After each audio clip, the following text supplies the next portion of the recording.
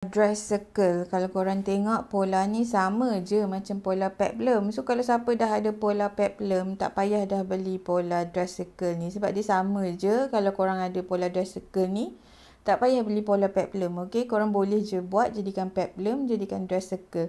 Cumanya pola dress circle saya ni, saya tak buat labuh sampai ke bawah lah. Sebab dia tak cukup kain untuk saya lukis.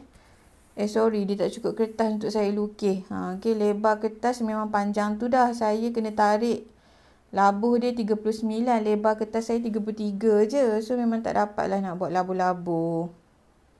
So, macam ni lah pola dress circle. Sama sebiji macam pola peplum. Korang akan dapat lengan, badan belakang, badan depan. Okay, badan belakang depan ni ada dua-dua dart. And then pola peplum dan lapik leher depan dan belakang. Okay, mudah je nak ikut sebab pola saya pun dah ada instruction dah macam ni. Back bodice kat tu. So, senang untuk follow. Okay, dah ada bust line, waistline. So, senang. Okay, kalau siapa berminat nak jahit pola dress sendiri, boleh dapatkan dekat Shopee. Boleh tekan link dekat dalam video ni.